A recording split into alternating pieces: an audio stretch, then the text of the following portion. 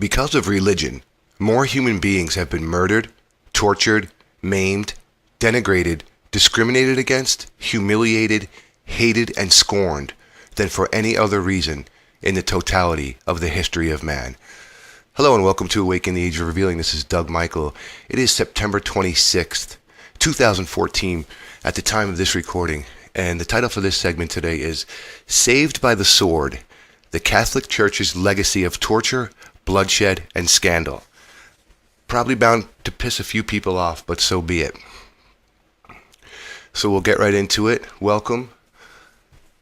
There appears to exist some sort of mass delusional belief that there was a crucifixion and subsequent resurrection in which a man named Jesus rose from the grave after 3 days, and then suddenly the word spread rapidly throughout the world and people just promptly embraced the new religion. But nothing could be further from the truth. It took centuries for the church to become established, and this was done not through peaceful propagation of the teachings of Christ, but by violent, bloody, and horrific torture, conquest, and warfare.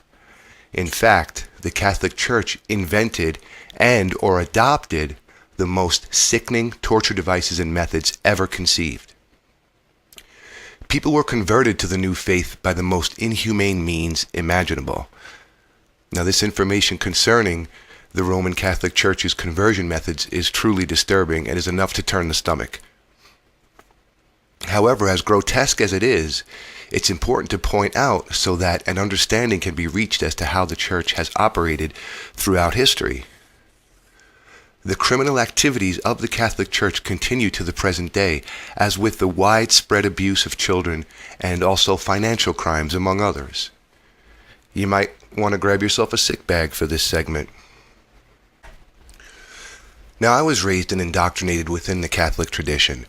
Thankfully, my parents weren't all that strict with it, but my brothers and I were still made to go through the motions, such as church on Sunday, religious classes, communion, and all the rest of it.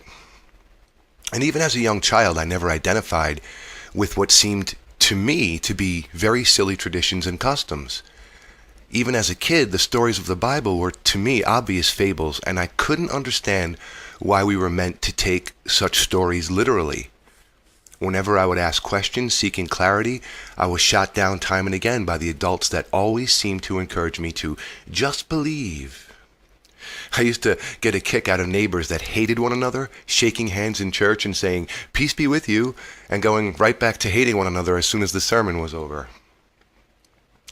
I guess I was about 28 when I became very curious of the history of the church, and thanks to a few scholars whose work I discovered, I was able to look at my own religion with an academic and an objective point of view. I had questions that I had since I was a child, like who was this man I was encouraged my whole life to worship 2,000 years after his alleged time on earth? And what was the history of the Catholic Church? Could I really expect that a loving God would cause me to burn for an eternity simply for asking questions? It was these and so many other burning questions that drove me to study the history of the Catholic Church, and when I discovered the atrocities, the bloodshed, the intolerance, the torture, the hypocrisy, the greed, and especially the rampant and continuing child abuse scandal, it was more than enough for me to purge the final remnants of this poisonous ideology from my mind, heart, and spirit once and for all. Now, from the mid-14th century until the end of the 18th century, the use of torture was common. Inhumane practices for the use of extracting confessions were sanctioned and utilized as an official part of legal proceedings in most of Europe, and especially practiced by the Roman Catholic Church, which had approved its use during perhaps the Church's most violent period, the Spanish Inquisition, as punishment against heresy. That's what the word Inquisition means. It was a group or organization whose purpose was to root out heresy. Now, for heresy, see anyone that rejects the rigid dogmas of the church or thinks differently. That's what the word heresy literally means, a contradiction of a dogma. So basically anyone who even remotely opposed the church in those days. Now, officially commissioned in 1478, Pope Sixtus IV authorized the Spanish Inquisition, which would last just under 400 years, 4 centuries. The first Grand Inquisitor was Thomas D. Torquemada, whose tenure, according to official history and statistics, saw around 2,000 people burned to death. This is just in this psychopath's short tenure, and the Spanish Inquisition lasted just under 4 centuries, so imagine the amount of people that were put to death. Elaborate public celebrations known as the auto de fe were carried out to root out heretics. Those convicted of heresy were awarded no trial, no legal counsel, no due process, and in effect, the inquisitors acted as judge, jury, and executioner. Many were jailed, tortured, or brutally murdered on suspicion alone. Those convicted of heresy had their property confiscated by the church, which added to its enormous wealth. People that reported others as heretics were often rewarded by the church.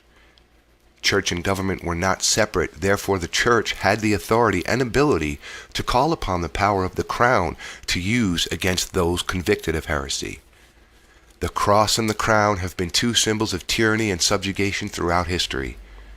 There were many inquisitions as the church spread, including in Portugal, Mexico, Peru, and parts of Africa, among other locations. In his book Forgery in Christianity, Joseph Wheelis states, "When the Christians were weak and powerless and subjected to occasional persecutions as enemies of the human race, they were vocal and insistent advocates of liberty of conscience and freedom to worship whatever God one chose. The Christian apologies to the emperors abound in eloquent pleas for religious tolerance, and this was granted to them and to all by the Edict of Milan and other imperial decrees. But when by the favor of Constantine they got into the saddle of the state, they at once grasped the sword and began to murder and despoil all who would not pretend to believe as the Catholic priest commanded them to believe. When today the church screams persecution and bigotry at every criticism and every attempt to restrict it in some of its presumptuous usurpations, let it recall a few of the laws of intolerance, plunder, and death, which it procured and enforced from the moment it got the prostituted power, so long as that power lasted." And in her monumental work, The Christ Conspiracy, the Greatest Story Ever Sold, the scholar Atreya S. states, "Over a period of more than a millennium, the Church would bring to bear in this purification and conversion to the religion of the Prince of Peace the most horrendous torture methods ever devised, in the end slaughtering tens of millions worldwide. These conversion methods by Catholics against men, women, and children, Christians and pagans alike, included burning, hanging, and torture of all manner, using the tools described in 4th Maccabees. Women and girls had hot pokers and sharp objects slammed up their vaginas, often after priests had raped them. Men and boys had their penises and testicles crushed or ripped or cut off. Both genders and all ages had their skin pulled off with hot pincers and their tongues ripped out, and were subject to diabolical machinery designed for the weakest parts of the body, such as the knees, ankles, elbows, and fingertips, all of which were crushed. Their legs and arms were broken with sledgehammers, and if there was anything left of them, they were hanged or burned alive. Nothing more evil could possibly be imagined, and from this absolute evil came the rapid spread of Christianity." Well, those 2 quotes say an awful lot, and they're entirely true. Again, as I stated, I was basically driven to research the history of this institution and this ideology in which I was indoctrinated as a child. And when you discover these hideous methods that the church used, it really kind of it makes you really examine your beliefs and see it in a whole different way. Now, there were many varying methods and devices the church utilized to enforce their expanding power. And I'm not intending in any way to glorify torture here, nor am I doing this for shock value. I think it's important to point out the mentality that has been and is still behind religions. The Catholic Church is a historically violent institution, and again, its criminal activities continue to the present day. The church's conversion methods consisted of forcing conformity through absolute fear and abject terror. Particularly, during the times of the centuries-long Inquisitions, the church became devilishly creative in its methods for extracting confessions. Among those methods and devices were the strappado. Prisoners that were convicted of heresy would have their wrists bound together behind their back. They would then be hoisted into the air by their wrists and dropped, stopping the body before it hit the ground with a sudden jerk. Weights were often placed on the victim's body to ensure that the shoulders would be effectively dislocated. There was the cat's paw. Now this instrument was a razor-sharp claw, roughly the size of a large human hand. The victim would be hanged by the wrists, stripped naked, and the inquisitors would then rake the naked victim's body, tearing the flesh off. The copper boot. This was an oversized boot made out of copper, a good conductor of heat, and it was fitted around the bare foot of a victim and then filled with boiling oil or molten lead. Sometimes the boot was filled with cool water and then boiled over a fire, causing untold agony to the victim. There were wooden wedges, sometimes heated with burning sulfur, that would be driven into the quick of the toes of victims to pry off the toenails. There were breast crushers, two large spiked boards that were used to crush women's breasts that were placed between them. Crocodile shears. This was an iron device resembling a large pair of scissors. It was heated red hot and used to tear off the penis of the victim. Children were not spared, and of course this was done to the victim while they were still alive. The tongue shredder. This was a specialized device consisting of a blade with serrated edges.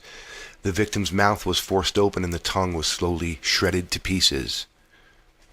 That's exactly what would happen to me if I was speaking like this in those days. I would have long ago been brought to the square and had my tongue shredded. They had the water torture device. This was a specialized restraining device that enclosed the victim so that only the head remained exposed. The nose was pinched off and then several quarts of water were forced down the victim's throat through a funnel. Sometimes vinegar or even urine or feces were used in this horrific punishment. One of the most famous torture devices of the church was the rack, or infamous, I should say. The rack was a commonly used living horror show. This device was an expandable table with restraints on either end and a large wheel connected to a pulley system that could be slowly turned to gradually stretch the prisoner. Joints and bones would pop as the unfortunate heretic was slowly and agonizingly stretched. All in the name of the Christian God of love, of course. Hallelujah. The breast ripper was an elongated iron device. It was heated red hot and used to rip the flesh off of the breasts of women and young girls. Again, children were not spared. The garroting chair. This lovely piece of equipment was designed to restrain the victim by the throat, with the back of the neck placed firmly against the sharpened point.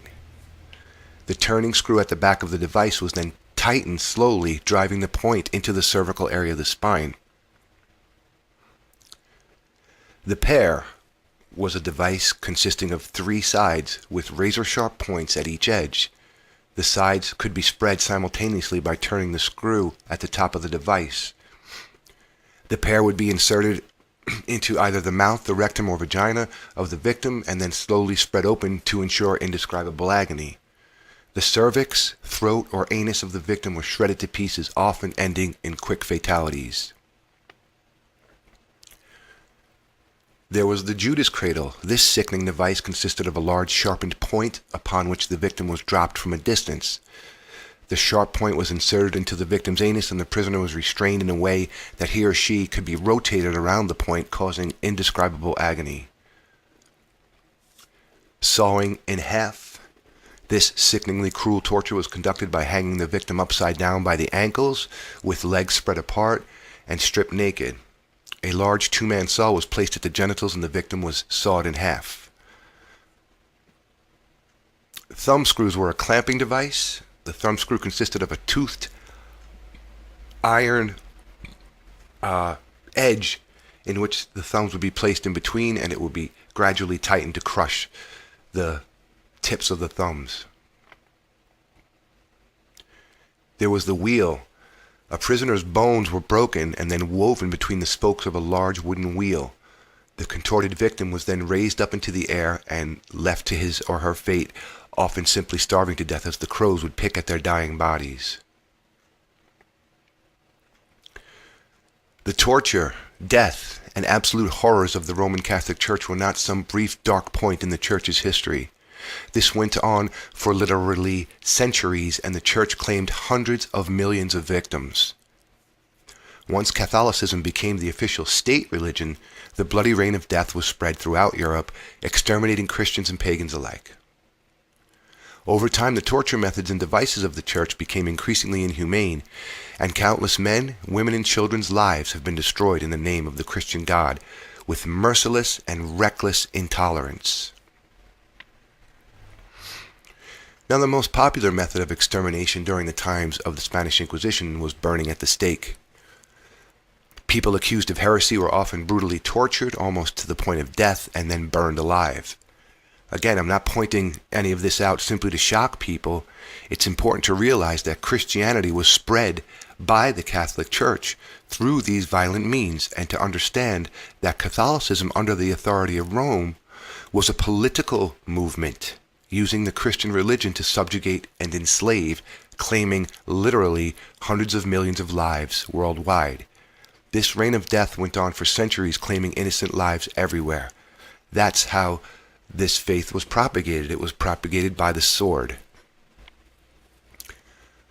Now, when Columbus and crew sailed to the New World, not as missionaries, but as conquerors, they brought with them something that would devastate the indigenous populations: the smallpox disease. Before slaughtering countless millions, smallpox had effectively wiped out roughly 2/3 of the native population. Millions of those that survived smallpox were exterminated by the sword in the name of the Church. Now, in a detailed essay titled "Victims of the Christian Faith, Wonderful Events That Testify to God's Divine Glory," now that could still be found on the web, I'm pretty sure, but there's a multitude of sources for the following, and I just picked this one because it was very thorough and it was very well done. In this essay, the author points out the staggeringly high amounts of deaths and atrocities caused by the Church through the centuries. I've chosen just a few from the list, which is sourced very heavily and claims that it lists only events that solely occurred on command of church authorities or were committed in the name of Christianity. 782 CE. Now, for those that don't know, CE simply means Common Era. It means the same thing as AD, but there is a whole entire school of scholars that prefer to use Common Era for certain reasons. So this is how this essay quoted it in CE. The Common Era means the same thing as AD. So I'll just say it as it was written here. 782 CE, 4,500 Saxons unwilling to convert were beheaded. 527, 1234 CE, between 5,000 and 11,000 people that were unwilling to pay church taxes were massacred near Altenseck in Germany. 1456 CE, 80,000 Turks slaughtered at the Battle of Belgrade. 80,000. Approximately 1098 CE, 100,000 Turks murdered. Women considered enemies had lances forced through their bellies. 1099 CE, more than 60,000 Jews and Muslims killed in the conquering of Jerusalem. 1099 CE, 200,000 slaughtered in the Battle of Ascalon. 1209 CE, between 20,000 and 70,000 slaughtered in France under the edict of Pope Innocent III. 1484 to 1750 CE, during the era of witch hunting, modern scholars estimate that several 100,000 people were burned alive or hanged. At least 80% of them were women. 1572 CE, approximately 20,000 Huguenots slaughtered in France on command of Pope Pius V. 17th century CE, Magdeburg, Germany, roughly 30,000 Protestants were murdered. Poet Friedrich Schiller claimed that in a single church, 50 women were found beheaded and infants still sucking the breasts of their lifeless mothers. 1290 CE, approximately 10,000 Jews murdered near Poland. 1348 CE, 2,000 Jews near Basel, Switzerland, and Strasbourg, France, were burned. 1389 CE, 3,000 Jews massacred in Prague.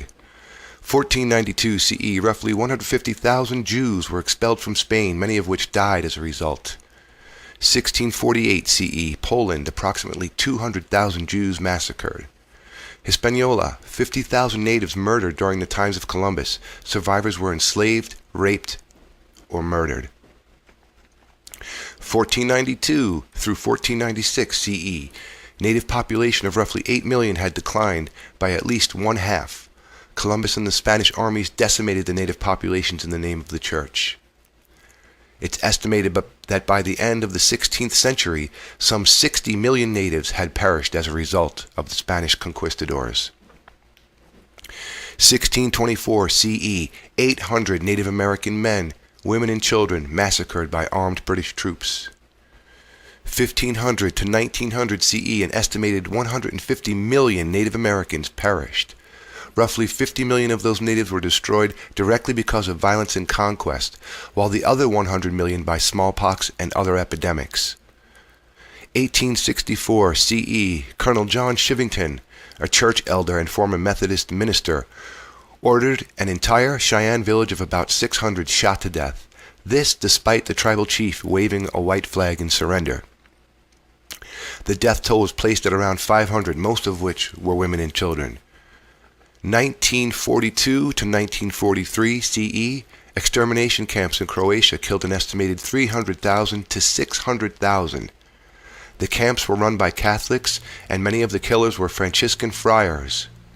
Apparently the Pope of the time knew of the existence of these camps and did nothing. 1994 CE, several 100,000 massacred in Rwanda. Catholic clergy were involved in the massacres. Now again, these are but a few, just a few examples of the staggering brutality visited upon humanity in the name of religion. One of the reasons that I decided to present this section in the way that I did was not only to point out the completely inhumane atrocities committed by the church, but also demonstrate briefly that this death and destruction of human life was not just some fleeting dark moment, in church history. It's its modus operandi. It's been that way since its inception. I assure you, the aforementioned is but a brief summary. Also, the reason I chose to focus on Christianity, or Catholicism in particular, is because those are the beliefs that I was indoctrinated with as a youth growing up. Therefore, they're the most familiar to me. Now, fundamentally, it appears to me that all major organized religions seem to function as vehicles to control and limit, or to outright suppress. That's their purpose. In fact, as researcher Mark Passio points out, the word religion comes from the Latin religare and means to bind, to tie back, or to thwart from forward progress. That's the root etymology of the word. That's what it means. Now, what exactly is it holding back from forward progress? Well, consciousness. Humanity's conscious evolution is bound by the chains of religion. It's not there to bring enlightenment or upliftment. It's there to suppress, to denigrate, to hold back. And then we have Islamic fundamentalism in much of the world, which imposes strict laws upon those subjugated by it, particularly women. In fact, most religions suppress the divine feminine, meaning in nature we have the two forces, the duality, the divine masculine, the generative, creative principle, and the divine feminine, the nurturing, caring aspect. Now, religions, especially the monotheistic religions that are so prevalent today, always have seemed to suppress the divine feminine, and this creates massive imbalance in the psyche. We have Hinduism, which enforces its caste system, forcing people into specific classes for their entire lives. Oh, imagine you're born into a farmer class, but you're a genius who could discover the cure for AIDS. Nope, you have to be a farmer. You're in that caste, and That's it. It determines what you'll be for the rest of your life. And we have Orthodox Judaism, which promotes superiority and strict adherence. And of course, the list can go on and on and on. I guess at least some of the Eastern or Oriental religions like Buddhism or maybe Shintoism appear a bit more enlightened. But ultimately, I feel that there is something fundamentally flawed with all worldly religions. In one way or another, religion encourages followers to give away their personal power, either to an external deity, an ideology, or both. The time has arrived for humankind to transcend these limiting concepts, recognize them for what they are, and to evolve spiritually and consciously. While religions have brought people comfort, and in some cases enlightenment, they have done vastly more harm to the world than they have ever helped to resolve the world's problems. And it's about time that humanity transcends these limitations that we have allowed to be imposed upon us.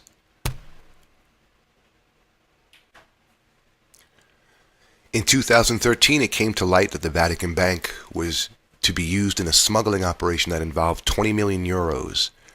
Now, corruption and money laundering scandals have been connected to the Vatican for decades, but what else would you expect from a criminal enterprise? This, of course, was reported all over even the mainstream press, and in an article by Bloomberg Businessweek, we read, in its announcement Monday, the Vatican said that Ernst von Freiberg, a German lawyer who was named president of the bank earlier this year by former Pope Benedict XVI, would serve as interim general director. He replaces Paolo Caprini, who along with the bank's former president, Ettore Gatti Tedeschi, was placed under formal investigation in 2010 by Italian prosecutors for alleged money laundering. That investigation continues. Then, something that so few have ever heard of, something called the P2 scandal. P2 scandal, also known as Propaganda Massonica Due.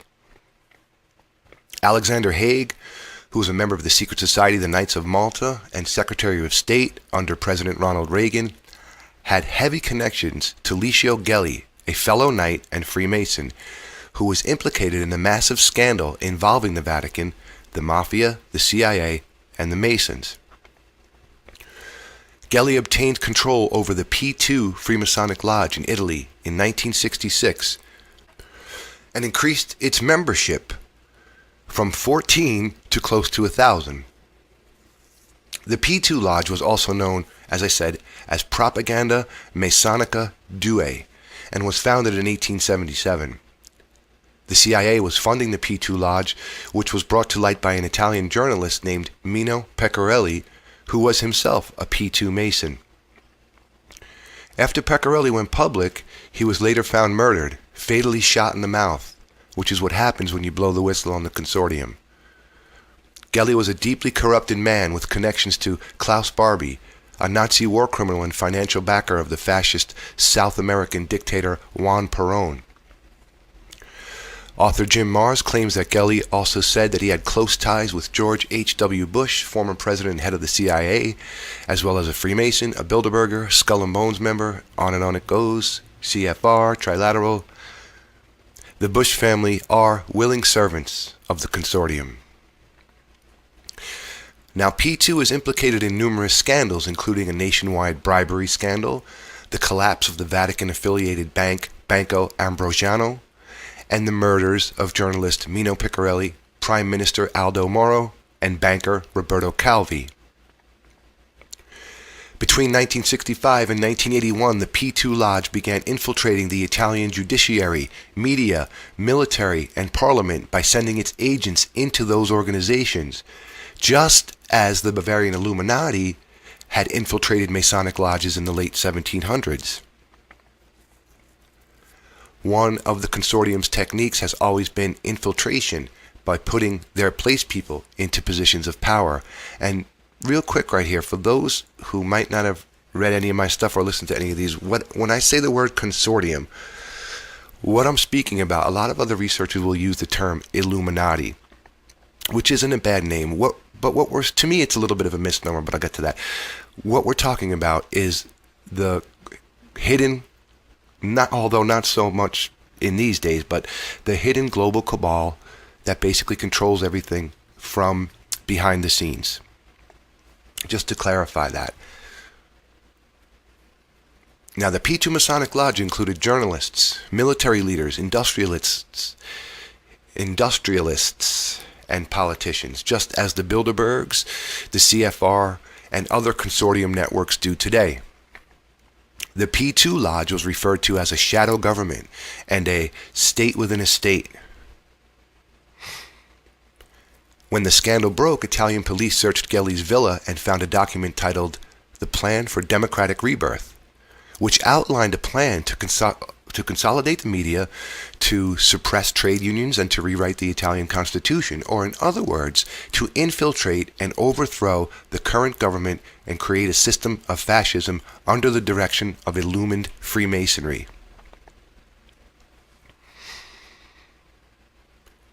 The P2 Lodge was also active in Brazil, Uruguay, and Argentina. Illumined Freemasonry is a global network. Now, Italian police found a membership list of P2 affiliates, which included high-level politicians and military officers connected to Italian intelligence agencies, as well as celebrities, financiers, police chiefs, diplomats, civil servants, and journalists. Police also found a document titled The Strategy of Tension, which outlined plans to carry out false flag terrorist operations as a means to create an authoritarian government. Now, the term false flag means that attacks, well, it could be anything. It could be an assassination. It could be a terrorist bombing. It could be any number of events. But an event is carried out from within a government or an intelligence agency or other networks, and it's blamed on an outside culprit to keep the real perpetrators hidden, and then to launch a war against your political enemies or for any number of reasons. False flag operations are one of the chief tactics of the consortium, and two of the most recent and blatant have been the attacks of 9/11-2001 and the London tube train bombings of July 7th, 2005. Vatican officials were implicated in the P2 scandal, as well as consortium puppet and Bilderberger Henry Kissinger. An American Catholic bishop named Paul Marcinkus, who was in charge of the Vatican Bank, was involved in business deals which included the laundering of money for the Italian and American branches of the mafia. Another person involved in the laundering scheme was Roberto Calvi, who fled to London when the scandal broke and was later found hanging underneath Blackfriars Bridge. Earlier, Calvi's secretary and P2 Lodge bookkeeper, quote, fell from a fourth-floor window of the Ambrosiano Bank building. Others connected to the P2 scandal were also found dead under mysterious circumstances. Not surprisingly, the P2 scandal received virtually no attention in the American media. Well, there's a surprise for you. No one's ever heard of this. You know, I talked to a lot of people. Hey, did you ever hear of the P2 scandal? Huh? What's that? If it's not, on primetime TV, they haven't heard about it. And let's not forget also, take a look at something called Operation Paperclip. Basically, after World War II, the Vatican arranged to have escaping Nazi war criminals, primarily scientists, relocated. And they used the Vatican as kind of a rat line for these escaping Nazi scientists and eugenicists. They were relocated to North and South America, different parts of the world, and the Vatican was instrumental in that. Look up something called Operation Paperclip. Now, in my studies of the history of this incredibly corrupted institution, what disgusted me and turned my stomach the most was the discovery of the ongoing and rampant child abuse scandal that has rocked the church in recent years.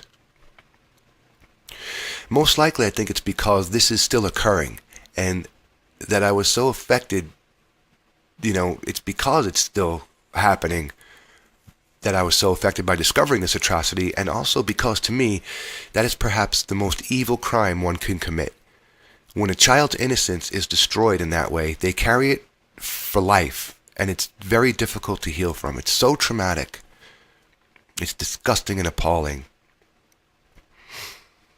I found that curiously, now this blows my mind too. It's really, really curious to me. But I've noticed over the years that some Catholics will get extremely angry with me for bringing up such topics as child abuse or the money laundering or other church crimes. They simply don't want to hear it and refuse to look at it. They will willingly turn a blind eye to the truth. And I suppose because it is too much of a shock to their thoroughly ingrained, deeply indoctrinated belief system. I mean, that's my guess, that it's just too much to bear because they've carried around this ideology, this belief system since they were very young and have invested so much into it that the shock of looking at the truth of these matters is just too much.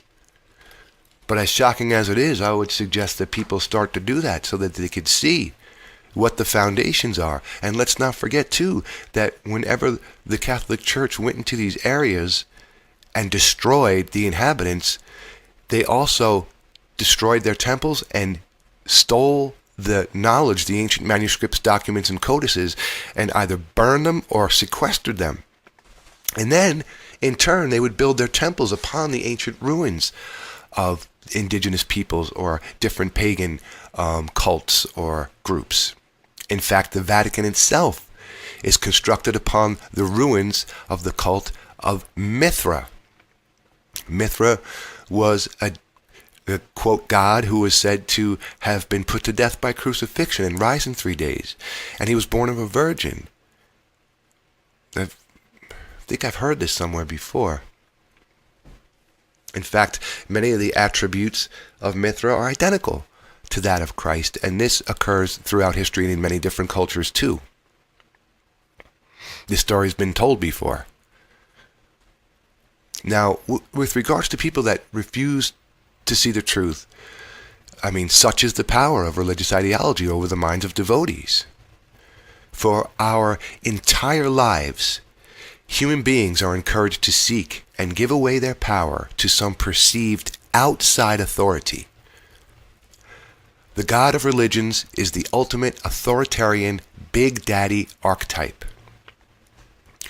Worship or be destroyed, believe or die, obey or be forgotten. What an amazingly powerful tool to be in the hands of oppressors, wouldn't you say? Now, the clergy and priestly classes have wielded this power for centuries and have entwined its twisted snares throughout the consciousness of humankind for far, far too long. Of course, this was done hand in hand with the monarchs, kings, rulers, and governments through the ages. Now, I've even heard one or two make the claim that it's just a few bad apples. Really? Now, if by bad apples they mean despicable creatures, well, then I disagree, because it's way more than a few. To date, sit down and strap in for this one. To date, the Catholic Church has paid out some $2.7 billion in litigation and other costs, such as therapy for victims, legal fees, etc., everything that goes along with it. It's estimated that there were 100,000 victims in the United States alone, spanning back to at least the 70s. In reality, though, child abuse has been a part of the church basically since its inception. A few bad apples? It's rampant, and the actual scope and magnitude of these crimes is just completely fucked up. How many children have had their childhood and their lives destroyed? Now, Pope Benedict resigned in 2013 amidst allegations of complicity in the cover-up of abuse crimes when he presided as Cardinal Joseph Ratzinger. When the last Pope Benedict was operating as Cardinal Ratzinger, from the highest levels, he ordered covers up of certain dioceses, I believe in Texas, to actually just pretend that these crimes never occurred. And there's been numerous accounts of pedophile priests just being moved around from one place to another so that they could continue their criminal activity. The crimes of the church continue to this day. This institution is based and built on hypocrisy and lies and torture and subjugation. And as a former Catholic, I'm a recovering Catholic. And as a recovering Catholic, I could say that looking back on my life as a child, like I said, I never truly identify with it. So I was never completely ensnared by it. But I have witnessed others throughout my life that are. And to this day, I see people that basically, you can tell they don't really believe. They just go through the motions because it's what's expected of them. You know, what would my parents say if I defected from the church and said I no longer believe in that? Oh my God, horror of horrors. I personally don't give a shit what anyone thinks, including my family. At the time, you know, they did try to pull me back in a little, but like I said, my parents were never that strict with it, so it was just kind of like, he's going to go do what he's going to do. But I have seen other situations where it's not like that, where the parents or siblings or whoever would be completely offended by a person's decision to say, hey, I don't believe this anymore. It just breeds intolerance.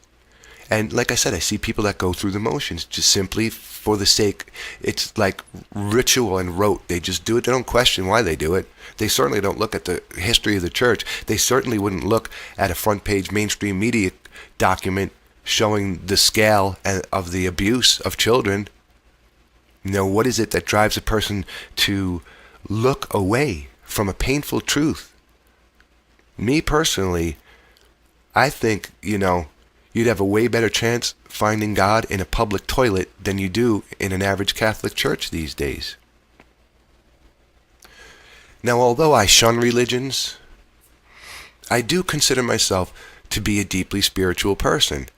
Now, I know that sounds like a contradiction to many, but I think that religion and spirituality are vastly different things. I do not equate the two. In fact, I feel that religion blocks one from a true spiritual understanding. It complicates simple truth. It encourages collectivism and instills fear. Now, collectivism, fear, and obfuscation of truth have nothing to do with spirituality. And, you know, to me, I don't even like the word God, because you could say the word God in front of a room full of 1,000 people and conjure up 1,000 different images of what God is. To me, it's consciousness. It's your self-awareness.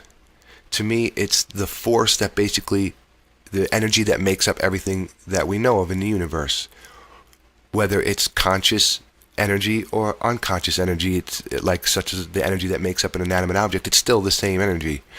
I kind of think that we all come from the same source. It's just fractal into infinite and infinite parts, and that since energy cannot be created or destroyed, that it just transforms forever.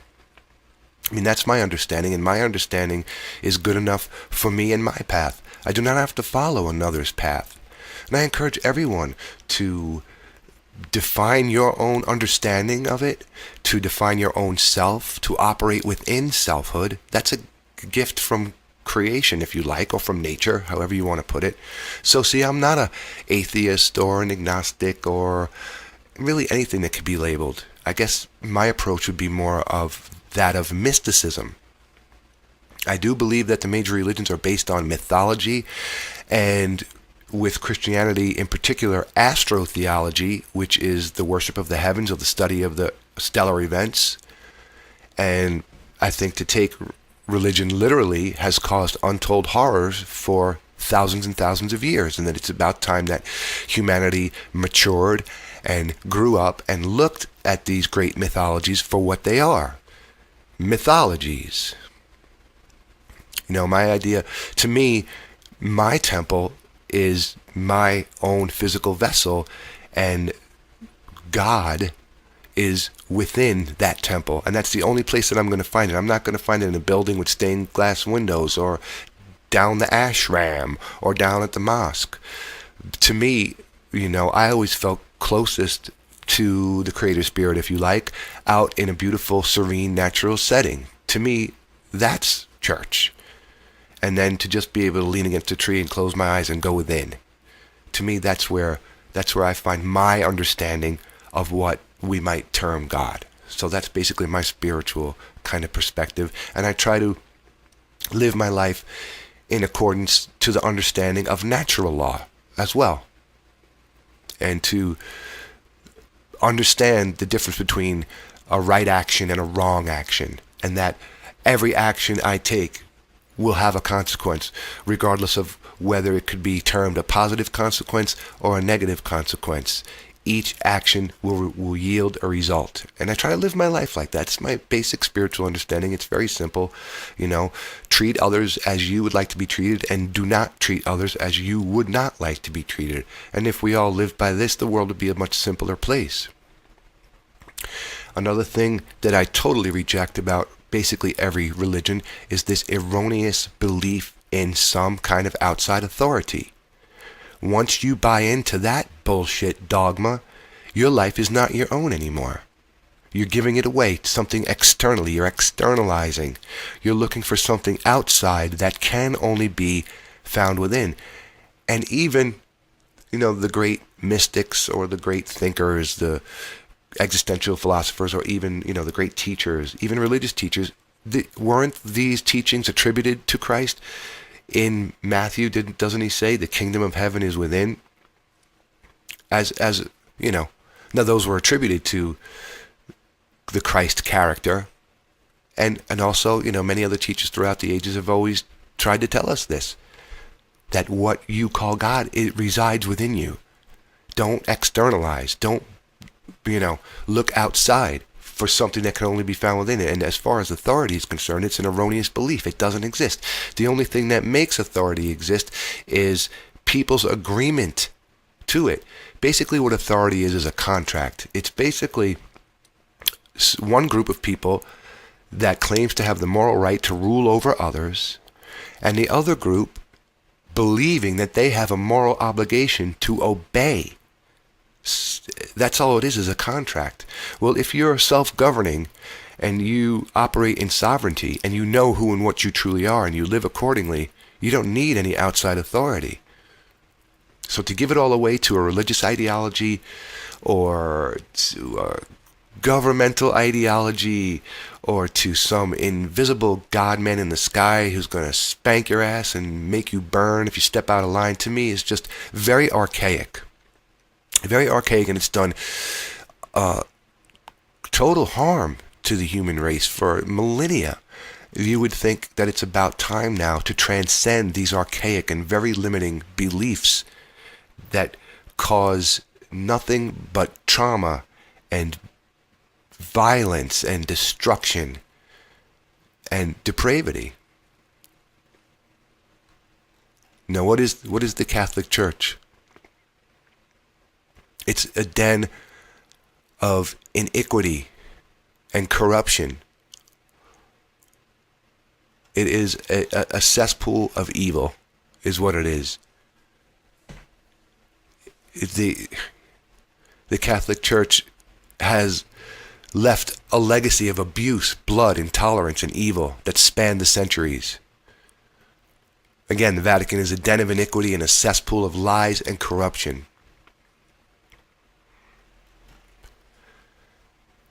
Thank you very much for listening to Awake in the Age of Revealing. This is Doug Michael. As always, I extend my heartfelt gratitude to any and all that take the time to open their mind and search for the truth. Until next time, walk in peace. Church and saying, peace be with you, and going right back to hating one another as soon as the sermon was over. I guess I was about 28 when I became very curious of the history of the church, and thanks to a few scholars whose work I discovered, I was able to look at my own religion with an academic and an objective point of view. I had questions that I had since I was a child, like who was this man I was encouraged my whole life to worship 2,000 years after his alleged time on earth? And what was the history of the Catholic Church? Could I really expect that a loving God would cause me to burn for an eternity simply for asking questions? It was these and so many other burning questions that drove me to study the history of the Catholic Church, and when I discovered the atrocities, the bloodshed, the intolerance, the torture, the hypocrisy, the greed, and especially the rampant and continuing child abuse scandal, it was more than enough for me to purge the final remnants of this poisonous ideology from my mind, heart, and spirit once and for all. Now, from the mid-14th century until the end of the 18th century, the use of torture was common. Inhumane practices for the use of extracting confessions were sanctioned and utilized as an official part of legal proceedings in most of Europe, and especially an executioner. Many were jailed, tortured, or brutally murdered on suspicion alone. Those convicted of heresy had their property confiscated by the church, which added to its enormous wealth. People that reported others as heretics were often rewarded by the church. Church and government were not separate, therefore the church had the authority and ability to call upon the power of the crown to use against those convicted of heresy. The cross and the crown have been two symbols of tyranny and subjugation throughout history. There were many inquisitions as the church spread, including in Portugal, Mexico, Peru, and parts of Africa, among other locations. In his book Forgery in Christianity, Joseph Wheelis states, "When the Christians were weak and powerless and subjected to occasional persecutions as enemies of the human race, they were vocal and insistent advocates of liberty of conscience and freedom to worship whatever God one chose. The Christian apologies to the emperors abound in eloquent pleas for religious tolerance, and this was granted to them and to all by the Edict of Milan and other imperial decrees. But when by the favor of Constantine they got into the saddle of the state, they at once grasped the sword and began to murder and despoil all who would not pretend to believe and deceived. People were converted to the new faith by the most inhumane means imaginable." Now, this information concerning the Roman Catholic Church's conversion methods is truly disturbing and is enough to turn the stomach. However, as grotesque as it is, it's important to point out so that an understanding can be reached as to how the Church has operated throughout history. The criminal activities of the Catholic Church continue to the present day, as with the widespread abuse of children and also financial crimes, among others. You might want to grab yourself a sick bag for this segment. Now, I was raised and indoctrinated within the Catholic tradition. Thankfully, my parents weren't all that strict with it, but my brothers and I were still made to go through the motions, such as church on Sunday, religious classes, communion, and all the rest of it. And even as a young child, I never identified with what seemed to me to be very silly traditions and customs. Even as a kid, the stories of the Bible were to me obvious fables, and I couldn't understand why we were meant to take such stories literally. Whenever I would ask questions seeking clarity, I was shot down time and again by the adults that always seemed to encourage me to just believe. I used to get a kick out of neighbors that hated one another, shaking hands in church. Because of religion, more human beings have been murdered, tortured, maimed, denigrated, discriminated against, humiliated, hated, and scorned than for any other reason in the totality of the history of man. Hello and welcome to Awaken the Age of Revealing. This is Doug Michael. It is September 26th, 2014 at the time of this recording, and the title for this segment today is Saved by the Sword, the Catholic Church's Legacy of Torture, Bloodshed, and Scandal. Probably bound to piss a few people off, but so be it. So we'll get right into it. Welcome. There appears to exist some sort of mass delusional belief that there was a crucifixion and subsequent resurrection in which a man named Jesus rose from the grave after 3 days, and then suddenly the word spread rapidly throughout the world and people just promptly embraced the new religion. But nothing could be further from the truth. It took centuries for the church to become established, and this was done not through peaceful propagation of the teachings of Christ, but by violent, bloody, and horrific torture, conquest, and warfare. In fact, the Catholic Church invented and or adopted the most sickening torture devices and methods ever practiced by the Roman Catholic Church, which had approved its use during perhaps the Church's most violent period, the Spanish Inquisition, as punishment against heresy. That's what the word Inquisition means. It was a group or organization whose purpose was to root out heresy. Now, for heresy, see anyone that rejects the rigid dogmas of the Church or thinks differently. That's what the word heresy literally means, a contradiction of a dogma. So basically anyone who even remotely opposed the Church in those days. Now, officially commissioned in 1478, Pope Sixtus IV authorized the Spanish Inquisition, which would last just under 400 years, 4 centuries. The first Grand Inquisitor was Thomas D. Torquemada, whose tenure, according to official history and statistics, saw around 2,000 people burned to death. This is just in this psychopath's short tenure. And the Spanish Inquisition lasted just under 4 centuries, so imagine the amount of people that were put to death. Elaborate public celebrations known as the auto de fe were carried out to root out heretics. Those convicted of heresy were awarded no trial, no legal counsel, no due process, and in effect, the inquisitors acted as judge, jury,